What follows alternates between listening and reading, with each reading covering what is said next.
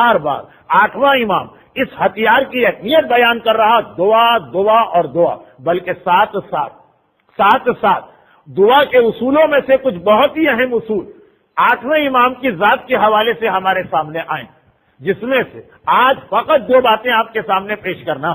یہ اس لیے مجھے کہنا پڑ رہا کہ یہ والا ٹاپک کہ دعا کے اصول بہت لمبا ٹاپک ہے، صرف دو باتیں، ایک نگیٹو انداز کی، ایک پازیٹو انداز کی۔ یعنی ایک اصول وہ کہ دعا جلدی کیسے قبول ہوتی، اور ایک اصول وہ کہ دعا قبول کیوں نہیں ہوتی، وہ نگیٹو والی بات کہ کیا چیز رکاوٹ بنتی ہے دعا کے راستے میں، اور دوسری پازیٹو والی بات کہ کیا چیز ہے جو دعا کو بہت جلد خدا کی بارگاہ میں پہنچا دیتی۔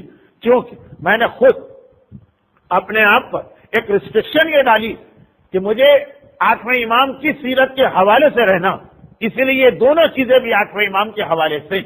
ان میں سے پہلی بات کہ دعا بہت جلد کیسے قبول ہوتی، وہ اسلام کا ایک مانا ہوا اصول میں اکثر مختلف حوالوں سے اس لیے بیان کرتا ہوں کہ ہمارے پنجتن سینٹر کے پروگرام بہرحال سنڈے ہونے کی بنا پر اکثر کوئی نہ کوئی خاص تاریخ بھی اس سنڈے کو آئی ہوتی، تو اکثر میں یہ عرض کرتا ہوں کہ تاریخ خدا وہی ہے، خدا ہے جو 365 دن یا 365 ڈیز کا خدا، مگر کچھ تاریخیں ایسی ہیں جس میں دعا کی طاقت بڑھا دی جاتی، اور اسی طرح جگہیں خدا وہی دعا ہے، خدا وہی خدا ہے، مغرب کا بھی اور مشرق کا بھی، ایشیا کا بھی اور امریکہ کا بھی، زمین کا بھی اور آسمان کا بھی، لیکن کچھ ایسی جگہ ہیں کہ جہاں کی دعا جلدی قبول ہو جاتی۔ یہ ایک اصول اسلام نے دیا ہوا، چنانچہ ٹائم اینڈ پلیس اس کی اہمیت دعا کے حوالے سے۔ اب آئیے آٹھواں امام، ایک بہت ہی مشہور حدیث آٹھویں امام کی ہے، لیکن عام طور پہ یہ حدیث جن کتابوں سے پڑھی جاتی ہے اس میں ایک جملہ اس موجود نہیں،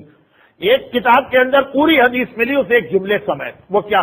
وہ یہ کہ آٹھواں امام، جیسے ابھی برادر محترم علمدار صاحب جو قصیدہ پڑھ رہے اس میں بھی اشارہ اس کی جانب تھا کہ آٹھواں امام وہ امام کہ جس نے اپنی زیارت کی اہمیت بار بار بتائی، بہت ہی فضیلت اور ثواب والے پہلوؤں کے ساتھ بتائی، اور آٹھویں امام کی زیارت کی حدیث آٹھویں امام سے پہلے والے امام بھی بتا چکے، آٹھویں امام کے بعد والے امام بھی بتا چکے۔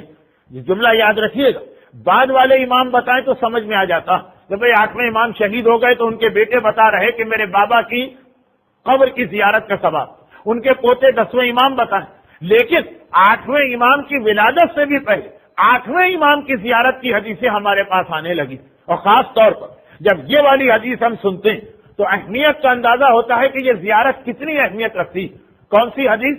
جو ہمارے چھٹے امام صادق آل محمد امام جعفر صادق علیہ الصلوۃ والسلام عجیب انداز سے بیان کی۔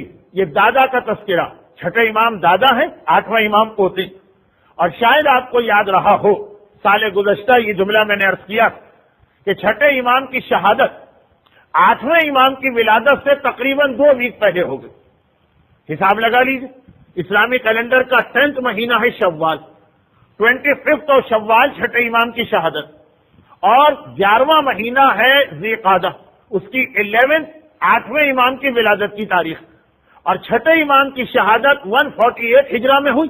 اسی سال 2 ہفتے کے بعد آٹھویں امام اس دنیا میں تشریف لا رہے ہیں۔ یہ سیم ایئر کا واقعہ ہے 148، وہ ہجری سال ہے کہ جس کے 10ویں مہینے کی 25 کو چھٹے امام شہید ہوتے ہیں، اور اس کے 11th منتھ کی 11 کو 11ویں امام اس دنیا میں تشریف لاتے ہیں۔ تو 2 ہفتے پہلے کی بات۔ اب چھٹا امام اس دنیا سے جا رہا تو جاتے جاتے اپنے بیٹے 7ویں امام کو بلاتے ہیں، اور بلانے کے بعد کہتے ہیں کہ ان قریب خدا تجھے وہ بیٹا عطا کرنے والا جو آل محمد کے خاندان کا عالم، آل محمد کا خاندان خود کتنا عظیم خاندان، اس کے اندر جس کو یہ ٹائٹل دیا جائے، اور یہ چھٹا امام دے رہا، عالم آل محمد، آل محمد کے خاندان کا یہ عالم۔ کاش، یہ جملہ سنیے چھٹے امام کا، کاش اللہ مجھے اتنی مہلت دیتا کہ میں اپنے اس بیٹے کی زیارت کر کے اس دنیا سے رخصت ہوتا۔ ایک امام معصوم، اور وہ چھٹا امام جیسا امام جس کی وجہ سے ہم جعفری کہلاتے ہیں، ہم جس کی وجہ سے جعفری کہلا رہے، وہ یہ تمنا لے کے دنیا سے جا رہا کہ کاش مجھے اپنے اس پوتے کی زیارت کا موقع مل جاتا، پھر میں اس دنیا سے جاتا۔ اب امام کی آٹھویں امام کی ولادت سے پہلے ہی آٹھویں امام کی زیارت کی حدیثیں آنے لگی، اور بھی معصومین نے حدیثیں ارشاد فرمائی، لیکن یہ حدیث تو غالباً جسے اردو میں کہتے ہیں کہ ٹیپ کا بند بن گیا کہ جس نے 8ویں امام کی زیارت کی فضیلت کو وہاں تک پہنچا دیا کہ جو آج بھی نظریہ ہے بعض علماء کا کہ مشہد مقدس کی زیارت فضیلت کے اعتبار سے کربلا کی زیارت کے برابر ہے، بلکہ بعض تاریخوں جیسے سفر کا مہینہ اس میں 8ویں امام کی زیارت کربلا کی زیارت سے زیادہ ثواب رکھتی ہے، لیکن یہ ایک ایسا کنٹروورسی والا مسئلہ ہے کہ اس کو الگ سے کبھی بیان کروں گا۔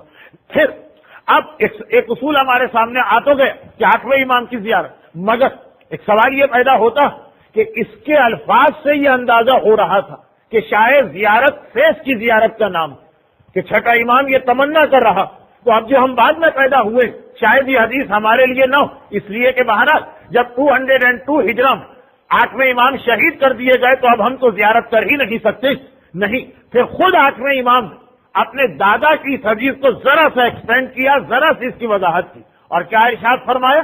یہ ارشاد فرمایا من زارنی فی حیاتی او بعد مماتی۔ امام یہ ذرا سی تشریح کر کے زیارت، اپنی زیارت کی اہمیت ہم تک پہنچایا، فرمایا جو میری زیارت کرتا چاہے فی حیاتی میری زندگی میں زیارت کرے، جو تمنا چھٹا امام لے کے دنیا سے جا رہا چاہے میری زندگی میں زیارت کرے، او بعد مماتی، اور چاہے میرے مرنے کے بعد کبھی میری قبر کی زیارت کو آئے، میرے اس سے 4 وعدے جن میں سے 3 بہت مشہور، کیونکہ ہمارا اصل پرابلم یہی 3 والے مسئلے، چوتھا بھی بہت اہم ہے لیکن اس میں تو انسان کسی طرح پھر بھی گزارا کر لیتا۔ اب یہ دوسری بات کہ میرا آج کا ٹاپک وہی چوتھی چیز، تو 3 باتیں اکثر پڑھی جاتی ہیں اس لیے کہ وہ زیادہ امپورٹنٹ۔ امام فرماتے چھٹے امام نے کہا کاش میں زیارت کرتا، 8ویں امام نے کہا جو میری زیارت کو آئے گا چاہے میری زندگی میں میری زیارت کرے چاہے میری موت کے بعد میری زیارت کرے، میرے اس سے 4 وعدے، اور ان میں 3 وعدوں کا تعلق ہے موت کے بعد سے۔ تو میں نے کہا نا کہ اصل مومن کے لیے پرابلم تو وہ دنیا کے اندر اولاد نہیں ہوئی، گزارا ہو جاتا ہے، روزگار کا انتظام نہ ہوا، رو پیٹ کے انسان گزارا کر لیتا ہے، صحت حاصل نہ ہوئی آدمی زندگی گزار ہی لیتا، اس لیے وہ چوتھی چیز کم پڑھی جاتی ہے۔ یہ پہلی 3 چیزیں یہ قبر کی، وہاں کوئی کسی کی مدد کرنے نہیں آ رہا، 8ویں امام آ رہے ہیں اور اپنے زائر کے لیے خصوصیت کے ساتھ یہ بشارت دے کے آ رہے ہیں کہ چونکہ تو نے میری زیارت کی ہے، میرا وعدہ کہ 3 جگہ پہ میں تیری مدد کروں گا۔ اور پہلا مسئلہ عند سوال منکرین و نکیر، جب قبر میں سوال و جواب کا پہلا مرحلہ آئے گا، یہاں سے میرا وہ پیٹنٹ جملہ آپ خود ہی سمجھ لیجیے کہ جب کبھی موت کے موضوع پر یا قبر کے موضوع پہ مجلسیں ہوں گی تو اس کی تشریح کی جائے گی، لیکن حدیث کے الفاظ سن لیجیے۔ جب منکر و نکیر سوال کریں گے، اور اتنا تو ہر مومن جانتا کہ منکر و نکیر مردے کے بارے میں فرسٹ رپورٹ تیار کرتے ہیں۔ ہمارے یہاں پاکستان میں ایک لفظ استعمال ہوتا ہے FIR، وہ پولیس والے جو پہلی رپورٹ تیار کرتے ہیں اور اس کی بڑی اہمیت ہوتی ہے، باقی جتنا آگے کا کیس ہے سب کا دار و مدار اس پہلی رپورٹ پہ ہوتا۔ منکر و نکیر پہلی رپورٹ دیتے ہیں اور پورے برزخ کے زمانے کا دار و مدار اس پہلی رپورٹ پر ہے۔ 8واں امام کہتا ہے کہ میرے ظاہر تو نہ گھبرا، میں آؤں گا تیری مدد کے لیے اس موقع پر۔ اور دوسرا مرحلہ فرما رہے ہیں کہ جب اندہ تطایر الکتب، اب جب دوسرا مرحلہ آئے گا کہ قیامت کے میدان میں پہنچا کے کھڑا کیا جائے گا اور نامہ اعمال دیا جا رہا، خدا معلوم سیدھے ہاتھ میں مل رہا ہے، خدا معلوم الٹے ہاتھ میں مل رہا، یہ نامہ اعمال جب تک کہ ہمیں ہینڈ اوور نہ کیا گیا، پریشانی کے اندر ہے انسان کے کس ہاتھ میں مل رہا، کیونکہ ہاتھ میں ملنے ہی سے اس کو یہ اندازہ ہو جائے گا کہ اب میرے ساتھ کیا ہونے والا۔ 8واں امام کہہ رہا ہے کہ ہے میرے زائر، البتہ صحیح زیارت کرنے والا، خالی چکر لگا کے اور ٹکریں مار کے آنے والا نہیں، یہ بھی ایک الگ ٹاپک ہے اور انشاءاللہ آئے گا بھی، اور کچھ باتیں اس سے پہلے آئی بھی۔ اے میرے زائر، گھبرانا نہیں، جب یہ نامہ اعمال دیا جائے گا یقیناً تیرے دل کی عجب کیفیت ہوگی، وہ کیفیت تو کچھ بھی نہیں جو کسی بڑے امتحان کا رزلٹ نکلنے سے پہلے بچوں کی ہوتی، وہ کیفیت تو کچھ بھی نہیں جو کسی بہت ہی اچھے جاب کے لیے انٹرویو دے کے آنے کے بعد ایک انسان کے دل کی ہوتی۔ کہا کہ اس وقت میں تیری مدد کروں گا، اور وَإِنْ الصِّرَاطِ، اور تیسرا مرحلہ کہ جب بال سے زیادہ باریک، تلوار کی دھار سے زیادہ تیز اور آگ سے زیادہ گرم پلے صراط سے تجھے گزارا جائے گا۔ یہ 3 وعدے بہت زیادہ پڑھے جاتے ہیں، اور خصوصیت کے ساتھ اس لیے میں میلبرن کی بات نہیں کر رہا ہوں، خصوصیت کے ساتھ ہمارے ملکوں میں اس لیے کہ ایران میں مشہد کی زیارت ہمارے یہاں ہر آدمی کر لیتا، اتنی آسان ہے پاکستان سے یہ زیارت۔ اور ایک لفظ آگے بڑھا دوں جو ذرا اچھا تو نہیں لگ رہا لیکن بہرحال ایک فیکٹ، اور اتنی سستی ہے یہ زیارت پاکستان سے، تو یہ حدیث بہت زیادہ پڑھی جاتی ہے مشہد کی زیارت کے حوالے سے۔ یہ 3 مرحلے قبر کے، قبر کا وہ مرحلہ کہ جہاں نہ باپ مدد کرے گا، نہ ماں، نہ بھائی کام آئے گا، نہ بہن، نہ بیوی کسی قسم کی مدد کرے گی، نہ اولاد، کس لیے اس کا تذکرہ زیادہ۔ مگر چوتھا وعدہ بھی امام کا، فرماتے جو میری زیارت کو آ رہا، چاہے میری زندگی میں آئے، چاہے میری موت کے بعد آئے، میرے وعدے ہیں کہ یہ 4 جگہ پہ اس کی مدد کروں گا۔ ایک، منکر و نکیر کے سوال کے موقع پر، دوسرا، نامہ اعمال ہاتھ میں دیے جانے کے موقع پر، اور تیسرا، پل صراط پر، اور چوتھا اس دنیا میں۔ وہ یہ ہے کہ جس وقت میرا ظاہر آ کر، الفاظ میرے ہیں، مفہوم امام کا، جس وقت میرا ظاہر آ کر میری زری کو پکڑ کے کوئی دعا کرے گا، اب یہ میرا اس سے وعدہ ہے کہ اس کی دعا میں قبول کرواؤں گا۔ تو دعا کیسے قبول ہوتی ہے، اس کے لیے جگہ کی اہمیت، مشہد مقدس۔ اگر کربلا کے حوالے سے یہ روایت بہت مشہور، بعض علماء کہتے ہیں کہ یہ خود امام حسین کی ایک دعا تھی کہ خدا بندہ میں اپنی جان تیرے راہ میں دے رہا ہوں، تو یہ 3 وعدے تجھ سے چاہتا ہوں، 3 تحفے تجھ سے چاہتا ہوں۔ اب آپ کہتے ہیں کہ نہیں، خدا ہی کی طرف سے یہ اعلان تھا بغیر کسی دعا کے کہ اے حسین، تیری قبر پہ جو قبہ ہے، جو گنبد ہے، اس کے نیچے جو دعا مانگی جائے گی میں نے اسے قبول کیا، اور اس مٹی کے اندر جس میں تیرا خون جذب ہوا ہے میں نے شفا رکھی ہے، اور تیری شفاعت میدان قیامت کے لیے محفوظ۔ لیکن 8ویں امام نے بھی ارشاد فرمایا کہ اے میری زیارت کرنے والے، میری زیارت کے شوق تیرے دل میں پیدا تو ہو گیا ہوگا نا، جب تو نے میرے دادا چھٹے امام کی یہ حدیث سن لی کہ وہ دنیا سے جاتے جاتے میری زیارت کی تمنا لے کے جا رہا، تو زیارت کرنے والے یہ بشارت بھی دیکھ لے کہ میرا روضہ وہ جگہ ہے، میری زری وہ جگہ ہے کہ جہاں پہ آنے والے زائر کی دعا کو میں قبول کرواتا ہوں۔ تو ایک دعا کا ایک اصول یہ کہ دعا جلدی کیسے قبول ہوتی، جگہ ڈھونڈے، اور وہ ایک فہرست، ایک لسٹ اسلام نے دی کہاں کہاں دعا جلدی قبول، وہ انشاءاللہ بعد کی مجالس میں آئے گا۔ آج 8ویں امام کی سیرت میں بھی رہنا ہے اور دعا کے موضوع کو بھی آگے بڑھانا۔ تو میرا 8واں امام اپنی زیارت کے حوالے سے زیارت، اچھا اب اس حدیث کے اندر اصل میسج یہ نہیں ہے کہ دعا کرو، وہ تو ایک سپلیمنٹری بینیفٹ ہم کو بتایا گیا، اصل میسج ہے کہ میرے روضے کی زیارت کے لیے آؤ۔ اور یہ اس سال میری کئی تقاریر کا عنوان رہا کہ اے مومنین آسٹریلیا، دنیا کے اتنے ایسے کونے میں آپ پھکے ہوئے کہ یہ چیزیں ذہن سے نکل جاتی، لیکن اہمیت رکھیے گا، نیت رکھیے گا، دل میں خیال رکھیے گا، ایک ٹارگٹ بنا کے رکھیے گا کہ ان زیارتوں کا بھی جانا اور بار بار جانا، خاص طور پر ان لوگوں کے لیے جو پاکستان جاتے ہی رہتے ہیں، زیارت بہت ہی آسان ہو جاتی۔ ایک شوق پیدا کرنے کا میرا ارادہ۔ تو اصل چیز زیارت کا مسئلہ، لیکن کہا کہ اس کا یہ سپلیمنٹری بینیفٹ یہ ہے کہ اس سے تمہاری دعا قبول ہوگی، اور دعا کا یہ اصول سامنے آ گئے کہ دعائیں اپنے گھر کے مقابلے میں جیسے مسجد میں جلدی قبول ہوتی، اسی طرح سے اللہ نے کچھ خاص جگہ اس دنیا میں بنائی۔ اور دوسری جانب انہی 8ویں امام کی سیرت کے آخری حصے کے حوالے سے دعا جلدی قبول کیوں نہیں ہوتی، اس کا بھی ایک اصول ہمارے سامنے آ گیا، وہ بھی ہمارے 8ویں امام ہی نے ہمارے سامنے پیش کیا۔ مگر نہیں، یہ غلط میں کہہ گیا، آدھی حدیث 8ویں امام کی سمجھیے، آدھی حدیث 9ویں امام کی سمجھیے، ان باپ اور بیٹے نے مل کر، چنانچہ وہ حدیث بھی سن لیجیے۔ یہ وہی حدیث ہے جس کا ایک ہلکا سا اشارہ میں نے شب جمعہ کی مجلس میں کیا، جو مومنین شب جمعہ تھے، ایک ہلکا سا اشارہ ہوا، واقعہ امام کی شہادت کا ہے۔ تو میں ذرا سا تفصیل سے واقعہ اس لیے بیان کر رہا ہوں کہ جیسا کہ میں نے عرض کیا، اب مجمع اس کے مقابلے میں ڈبل ہو چکا ہے جب میں پہلا جملہ کہہ رہا کہ پرسوں یعنی کمنگ ٹیوزڈے ایک بہت ہی معتبر روایت کے مطابق 8ویں امام کی شہادت کی رات، کیلنڈر میں تاریخوں میں اختلاف ہے، اس لیے چاہے پراپر طریقے سے شہادت منائی نہ جائے لیکن ذہن میں یہ تاریخ رہے، اور یہ واقعہ امام کی شہادت ہی سے ریلیٹڈ واقعہ۔ اور واقعہ کیا؟ واقعہ ذرا سا روایتوں میں اختلاف ہے، ڈیٹیلز کے اندر اختلاف ہے، لیکن میں ان سارے اختلافات کو ایک طرف رکھ کے واقعے کا ایک ورژن پیش کر رہا ہوں کہ وہ جو تھوڑا بہت اختلاف ہے اس کی وجہ سے اصل واقعے پہ فرق نہیں پڑتا۔ روایت امام کے غلام نقل کرتے ہیں ابو الصلت، یہ امام کے غلام ہیں، اور وہ غلام ہیں جن کا تعلق اس شہر سے تھا جس کا نام آج کل بہت مشہور ہو گیا، بہت زیادہ تو نہیں لیکن اس حوالے سے آنے لگا، افغانستان کا ایک شہر ہے ہرات کے رہنے والے ہیں ابو الصلت حروی۔ چنانچہ یہ نقل کرتے ہیں، ہرات مدینے سے بہت دور ہے، مشہد سے بہت قریب، امام کے غلام، یہی ذیقعدہ کا مہینہ چل رہا میری ریسرچ کے مطابق، اور جو ایک عام تاریخ مشہور ہو گئی یہ سمجھیے سفر کا مہینہ چل رہا، اور کہتے ہیں کہ ایک دن امام نے مجھے بلایا اور کہا کہ سن، عنقریب وہ وقت آنے والا ہے کہ مامون مجھے دعوت دے گا، اور اس دعوت کی بھی امام نے تفصیل بتائی، وہ میں چھوڑ رہا ہوں تاکہ میرا ٹاپک آج مکمل ہو جائے۔ فرماتے ہیں دعوت دے گا، دعوت میں جاؤں گا اور اس کے بعد واپس آؤں گا۔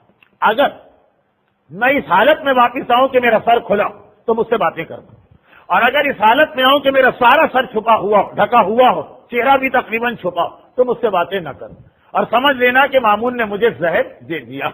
اور اس کے بعد ذرا تفصیل بتائی کہ پھر جو میری میت ہوگی تو نہ خود اسے ہاتھ لگانا، نہ مامون کو کوئی خبر دینا، بلکہ میرا بیٹا، میرا وارث آئے گا، ساری تفصیلات بتائیں۔ وہ بھی بہت اہم واقعہ ہے، لیکن چونکہ آپ حضرات ہر سال شہادت کی مجلس میں سنتے بھی ہوں گے اور کتابوں میں پڑھتے بھی ہوں گے، شہادت کی تفصیل بتا کے کہا کہ پھر جب میرا بیٹا آ کر غسل و کفن دے دے تو مامون کو جا کے اطلاع دینا۔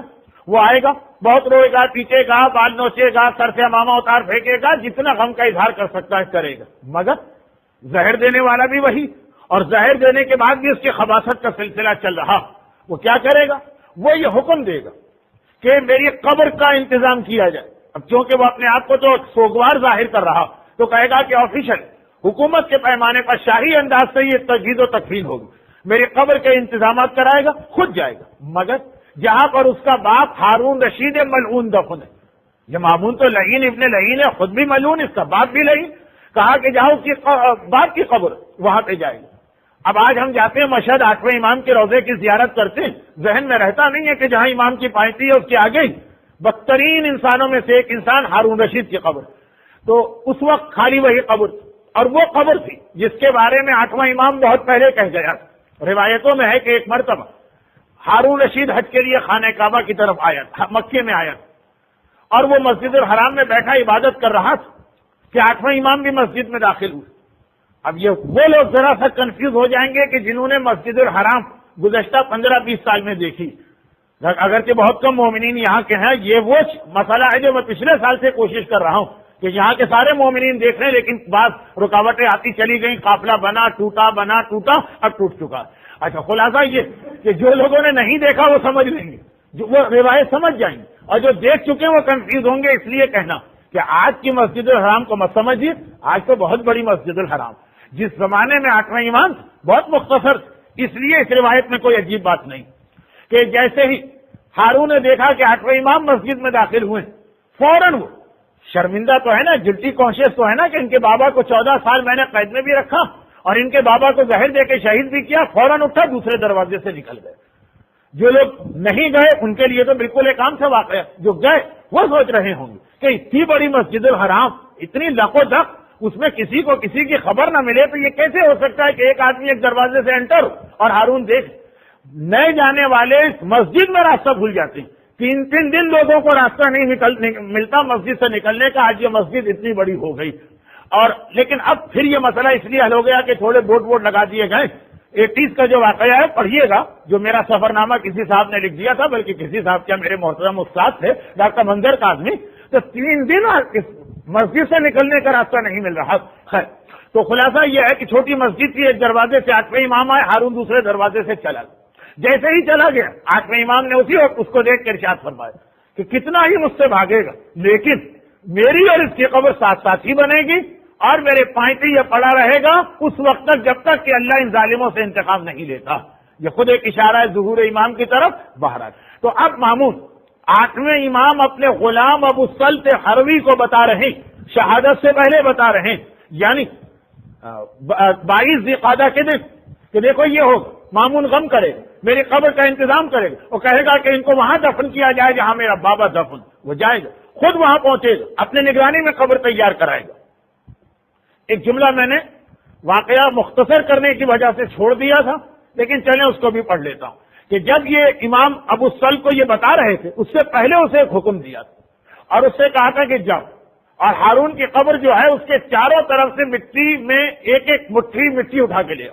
وہ 4 مٹھیاں لے کے آیا اور امام کے سامنے رکھی۔ امام نے اسے کچھ پوچھا نہیں، ایک مٹھی اٹھائی، ایک مٹھی میں مٹی لی، جو 4 ڈھیر لے کے آیا ہے 4 شاپر میں یا 4 باکسز میں، سونگا۔ اس کے بعد کہا کہ اے میرے غلام، یہ ہارون کے 35 سے لائے ہو نا؟ گھبرا کے کہا مولا آپ کو کیسے پتا چلا؟ ہاں میں 35 سے لایا۔ کہا یہاں میری قبر نہیں بنے گی، یہ کہہ کے پھینک دی۔ دوسری مٹھی مٹی سے بھری، جو دوسرا ڈھیر تھا، اسے سونگا. کہا کہ یہ ہارون کے دائیں طرف سے لائے ہو نا, یہاں بھی میری قبر نہیں بنے گی, پھینک دی. تیسری مٹھی, وہ مٹی کا ڈھیر تیسری مٹھی میں لیا, اور وہاں بھی کہا کہ یہ اس کے بائیں طرف سے لائے ہو نا. وہ خود بھی حیران ہو پریشان.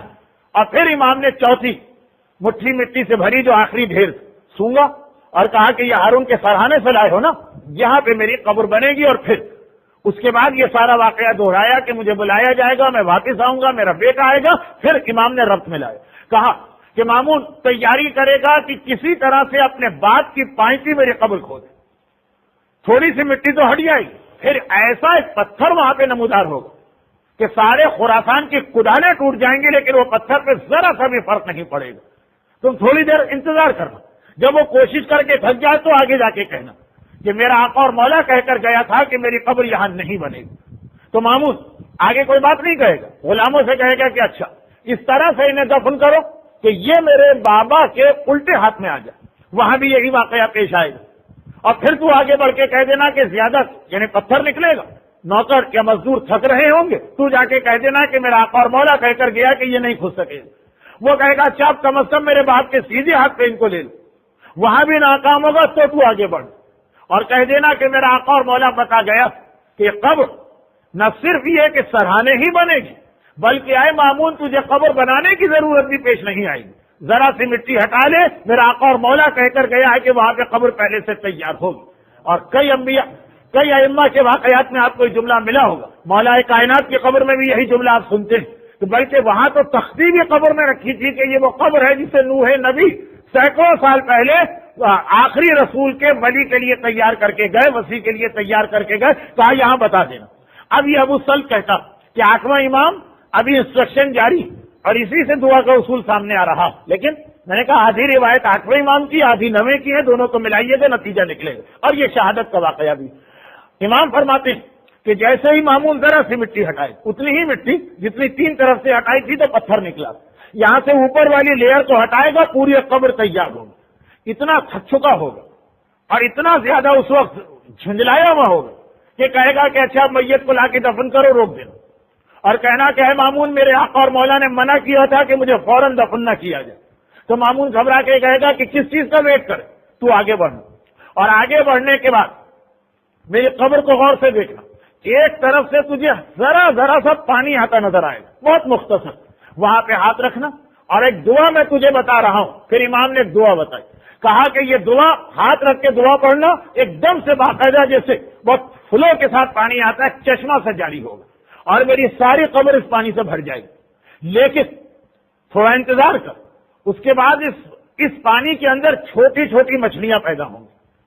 پھر امام نے ایک روٹی کا ٹکڑا دیا ابو سلط کو, اور غالباً یہ بھی ایک شاید یہ بھی ایک ریزن, اب یہ تو میں اپنی طرف سے کہہ رہا ہوں کہ آج جو زائر 8ویں امام کے روزے کی زیارت کو جاتا ہے اس کو روٹی دی جاتی اور باقاعدہ دسترخوان بچھا کے کھلایا جاتا, اور لوگ عقیدت میں اس تبرک کو لے کے بھی آتے ہیں. جو نہیں گئے وہ کبھی جا کے تو دیکھیں کیا لطف ہو, کیا مزہ آتا. بہرحال امام نے ایک روٹی دی اور کہا کہ اس کے ٹکڑے اس پانی میں ڈال دینا, یہ چھوٹی مچھلیاں یہ ساری بطور غذا کھائیں گے. لیکن اس کے بعد بھی امام ان کو روکے رکھنا. پھر ایک بڑی مچھلی پیدا ہوگی, اور اتنی بڑی مچھلی کہ اس کی تقریباً وہی لمبائی ہوگی جو قبر کی لمبائی. کہ فرض کیجئے کہ اگر 6 فٹ کی قبر ہے تو 5.5 فٹ یا 6.25 فٹ وہ پیدا ہوگی. وہ پیدا ہونے کے بعد ایک ایک کر کے ان ساری چھوٹی مچھلیوں کو کھا جائے گی, اور اس کے بعد وہ خود بھی غائب ہو جائے گی. اب تو پھر آگے بڑھنا اور وہی دعا پڑھنا جو شروع میں پڑھی تھی. اس دعا کے نتیجے میں پہلے پانی آیا تھا, اب جو دعا پڑے گا اس کے نتیجے میں پانی غائب ہونے لگے گا. جب بالکل پانی ختم ہو جائے, قبر فوراً سوکھ جائے گی, تب مامون سے کہہ دینا کہ آگے بڑھ کر اب اس میت کو اتار. ابو سلط, یہاں تک 8ویں امام کی حدیث. ابو سلط کہتے ہیں کہ ایز اٹ از واقعات پیش آئے. امام کو اسی رات کو بلایا بھی گیا, امام زہر کے اثر سے آئے بھی, سر اور چہرہ چھپا ہوا بھی تھا. پھر میں نے ایک مرتبہ اپنے 9ویں امام کو دیکھا بھی. یہ سارے جملے چونکہ میں شب جمعہ کی مجلس میں منزل مصائب میں پڑھ چکا ہوں, مختصر کرتے ہوئے. مامون کو بلایا گیا, مامون جنازہ لے کے چلا, شاہی طریقے سے یہ جنازہ اٹھایا جا رہا. ایک طرح سے سارے مشہد کے اندر اس دن چھٹی بھی ہو گئی. بادشاہ خود اپنے آپ کو بڑا غمگین ظاہر کر رہا ہے, لیکن جب وہاں پہنچا تو وہی چیز کہ انہیں میرے باپ کے پائتی دفن کرو. 3 طرف قبر کھودنے میں ناکامی ہوئی, 4تھی طرف خودی خدائی تیار قبر موجود تھی. یہ سارے واقعات پیش آئے جس وقت وہ پانی آہستہ آہستہ اتر رہا تھا. 8ویں امام نے تو بس وہ آخری بات بتائی تھی نا کہ جب پانی چلا جائے تو میری میت کو اتار دینا. لیکن جب وہ پانی جا رہا تھا اس وقت ایک بار مامون مجھ سے پوچھا کہ سارے واقعات کا مطلب کیا, یہ چھوٹی مچھلی یہ بڑی مچھلی سب کا مطلب کیا. میں نے کہا مجھے خود کچھ بھی نہیں پتا, لیکن وزیروں میں سے ایک وزیر آگے بڑھا, اسی کے وزیروں میں سے, اور کہنے لگا کہ میری عقل میں تو اس کا ایک ہی ریزن سمجھ میں آ رہا, اور وہ یہ کہ یہ 8واں امام دنیا سے جاتے جاتے تجھے ایک پیغام دے کے گیا, اور وہ پیغام یہ دے کے گیا کہ یہ جتنی چھوٹی چھوٹی مچھلیاں یہ تو اور تیرے خاندان کے وہ حکمران ہیں جو تجھ سے پہلے بھی گزرے اور ابھی تیرے بعد بھی گزریں گے, خلفائے بنو عباس. اب دیکھیے کیونکہ یہ جملے میری زبان پہ آ رہے ہیں تو اس لیے اس میں کچھ الفاظ ایسے ہوں گے جو وزیر بادشاہ کے سامنے اس طرح اس نے نہیں کہا ہوگا. اصل چیز تو میسج کہا کہ یہ پیغام امام دے رہے ہیں, یہ چھوٹی چھوٹی مچھلیاں جیسی دیکھی روٹی کے ٹکڑے کھاتی چلی گئی, یہ تم لوگ ہو کہ جو دل بھر کے مظالم کرو گے, پھر اللہ تم سب پر ایک ایسے کو مسلط کرے گا جو ایک ہوگا, سب پر حاوی آئے گا اور اس طرح سے تمہیں کھا کے ختم کر دے گا کہ تمہارا نام و نشان تک مٹ کے رہ جائے گا. کوئی ایک خدا نے ایسا اپنے پردہ غیب میں چھپا کے رکھا جو تیرے خاندان کا آگے چل کے خاتمہ کرنے والا, اگرچہ ظاہری تاریخ کے اعتبار سے ایک ہلاکو خان ایسا ہی گزرا تھا کہ ایک اکیلا, اور اس طرح سے اس نے بنو عباس کا خاتمہ کیا کہ شیخ سعدی کو کہنا پڑا کہ آسمان تک خون کے آنسو رو رہا ہے. تو اب پتہ نہیں کہ اس کے کیا مطلب ہے, لیکن خود مامون کا اپنا وزیر کہتا ہے کہ تجھے میسج ملا کہ جتنا ظلم کرنا ہے کر لے, لیکن تب اسے اللہ اپنے خزانے قدرت سے تم لوگوں سے زیادہ طاقتور کسی کو بھیجنے والا ہے جو تمہارے پورے خاندان کا خاتمہ کرے گا. اتنی دیر میں وہ پانی اتر چکا تھا, وہ بات مکمل ہوئی, در پانی ختم ہوا, جنازہ دفن کیا, لوگ واپس آئے. اب ابو سل سے سنی کہ یہ 23 ذی قعدہ کے دن کا واقعہ, 23 ذی قعدہ کی شب وہ امام نے پورا انسٹرکشن دیا ابو سل کو. نیکسٹ ڈے یہ پورا واقعہ پیش آیا. اب امام کی شہادت کے اگلے دن رات کا وقت ہے, ابو سلط ابھی اپنے گھر میں بیٹھ کر امام کا سوگ منا رہا. ابھی تک کی روایت امام کی شہادت کے اعتبار سے تو ہے, دعا کا اس میں کیا اصول ہے. اب وہ آ رہا گھر میں سوگ منا رہا کہ اچانک دروازہ کھلا, مامون کے سپاہی آئے, گرفتار کر کے لے چلے. گھبرا گئے, امام شہید ہو گئے. اب اس کے بعد مامون کو مجھ سے کیا ڈر و خوف کہ اس طرح سے آدھی رات کو گھر توڑ کے دروازہ توڑ کے مجھے پکڑا گیا, وہاں پہنچایا گیا. دربار میں نہیں, اپنے سونے کے کمرے میں بیٹھا, بیڈ روم, اور ایک مرتبہ کہتا ہے کہ اے ابو سل وہ دعا تو بتاؤ جس کو پڑھ کر پہلے تم نے پانی جاری کیا, پھر یہ پانی اس قبر سے نکلا. اب ابو سل کہتا ہے کہ میں خود گھبرا گیا, دعا بہت چھوٹی سی تھی, لیکن اب جتنا سوچتا ہوں جتنا یاد کرتا ہوں دعا میرے ذہن سے غائب. ایسا لگ رہا ہے کہ میں نے زندگی میں کبھی یہ دعا سنی بھی نہیں. اور مامون کا غصہ بڑھتا جا رہا, میں نہ کر رہا ہوں, اور وہ یہ سمجھ رہا ہے کہ جیسے اہل بیت کے ماننے والے اکثر اہل بیت کے رازوں کو چھپایا کرتے تھے. 8ویں امام کی جو حدیث میں نے شروع میں آپ کے سامنے پیش کی کہ اللہ کی ایک صفت ہمارے شیعہ میں ہونا چاہیے, چاہے مومنین جانے کے نہ جانے, دشمنان اہل بیت جانتے یا اہل بیت کے راز کو چھپاتے ہیں. تو مامون یہ سمجھا کہ یہ چھپا رہا ہے دعا کو, اور ابو سل کہتا ہے کہ چونکہ امام نے مجھ سے نہیں کہا تھا کہ اس کو چھپانا, اس لیے میں تو بتانا چاہ رہا تھا, لیکن یاد ہی نہیں آ رہا. یہاں تک جب اس نے یہ مامون نے دیکھا کہ اثر نہیں ہو, کہا اس کو اٹھا کے جیل میں ڈال دو. اور اب میں قید خانے میں پہنچ گئے, اور بے گناہ بغیر کسی جرم قید خانے میں 1 سال گزر گیا. یہاں بھی روایتوں میں تھوڑا سا اختلاف ہے, لیکن وہ سارے اختلافات تھوڑے لفظ کے اختلاف ہیں, تھوڑا راوی کا نریشن الگ الگ ہے, لیکن سب کا میسج مل کر ایک ہی. اب وہ یہ کہتا ہے 1 سال گزر گئے, میں ہر رات کو دعا مانگ رہا ہوں, ہر دن کو دعا مانگ رہا ہوں. قید میں آدمی کا کام ہی کیا ہوتا, دعا ہی دعا مانگتا, اس لیے کہ میں بھی قید میں رہ چکا ہوں. البتہ کوئی چوری نہیں, کوئی ڈاکہ نہیں, کسی کا مال نہیں لوٹا. وہ یہی مسئلہ تھا ضیاء الحق ماشاء اللہ اور شیعہ سنی پرابلمس ہے. تو خلاصہ یہ ہے کہ دعا ہی انسان مانگتا, خاص طور پر رات کا وقت. لیکن کہہ رہا کسی دعا کا اثر نہیں. میں 8ویں امام کا اپنا غلام, میں نے اتنے سال امام کی خدمت کی, میں اتنا ان کے قریب رہا ہوں, میرا ایسا اٹیچمنٹ رہا ہے, اور کوئی دعا قبول نہیں ہو رہی. وہاں ام ایمن کے واقعات میں ملتا ہے, جناب فضہ کے واقعات میں ملتا ہے کہ دعا مانگتے ہیں اور آسمان سے اللہ ان کی حاجتیں پوری کر دیتا. یہ بھی تو امام کے غلام ہیں, اور وقت آخر کے غلام ہیں, وقت شہادت کے غلام, کوئی دعا قبول نہیں ہو رہی. یہاں تک کہ 1 سال گزر, اور مامون جیسا بادشاہوں کا طریقہ ہوتا ہے کہ سال میں 1 مرتبہ جیل کا دورہ کرتے ہیں, وزٹ کیا اس نے, جیل کا وزٹ کر رہا ہے, دیکھتا جا رہا ہے, مجھ پر نگاہ پڑ, جیسے اس نے مجھے دیکھا ایک مرتبہ یاد آ گیا اور کہا کہ وہ دعا بتا دو. میں نے کہا مجھے پتہ ہی نہیں اور قسم کھا رہا ہوں کہ چونکہ امام نے روکا نہیں تھا اس لیے مجھے اعتراض نہیں ہے دعا بتانے میں، لیکن میں بھول چکا ہوں. وہ کہتا بس بہت ہو گیا، اگر تو اپنی ضد کا پکا ہے تو میں بھی ضد کا پکا ہوں. اگر کل صبح تک یہ دعا تو نے نہیں بتائی تو اب جیل میں نہیں رکھا جائے گا، تیری گردن اڑا دی جائے گی. اور اسی وقت جیل کے داروغہ کو کہہ دے کہ مجھ سے کانٹیکٹ نہ کرنا، اگلی صبح کو اس کی گردن اڑا دینا. اور یہ کہہ کہ مامون چلا گیا.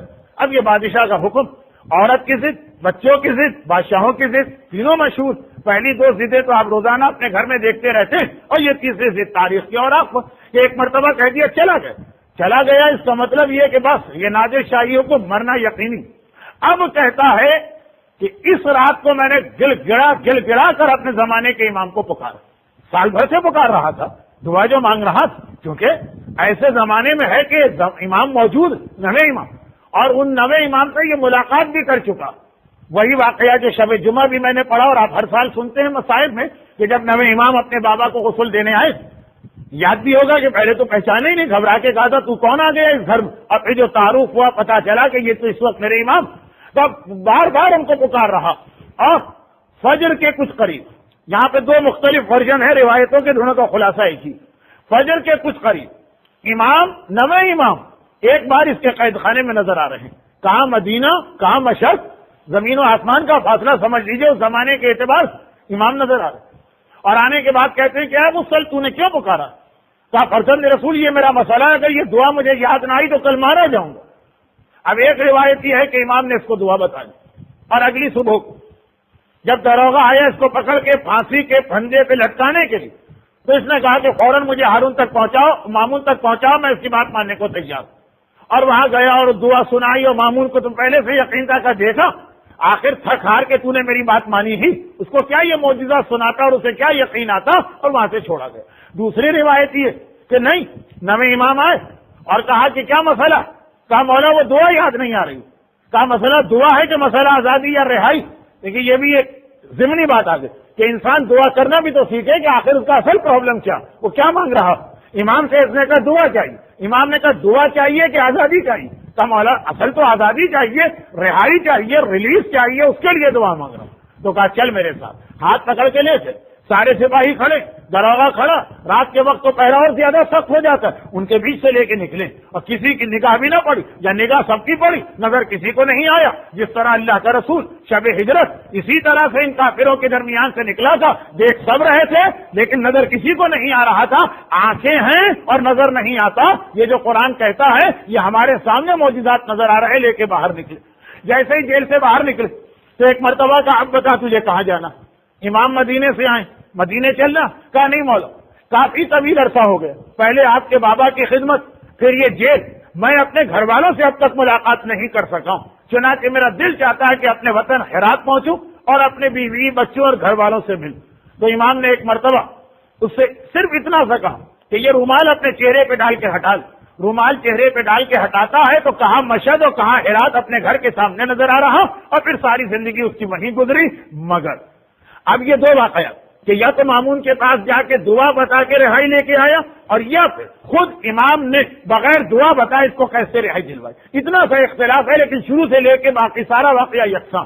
اب سنیے وہ جملہ کہ جب یہ قید سے رہائی پا گئے اور اس کی ملاقات نویں امام سے ہوتی.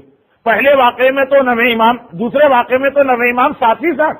جب یہ جیل سے باہر آئے، امام نے کہا کہاں جانا ہے؟ کہا ہرات جانا ہے. امام نے کہا میں پہنچاتا ہوں. کہا مولا ایک بات بتا دیجیے.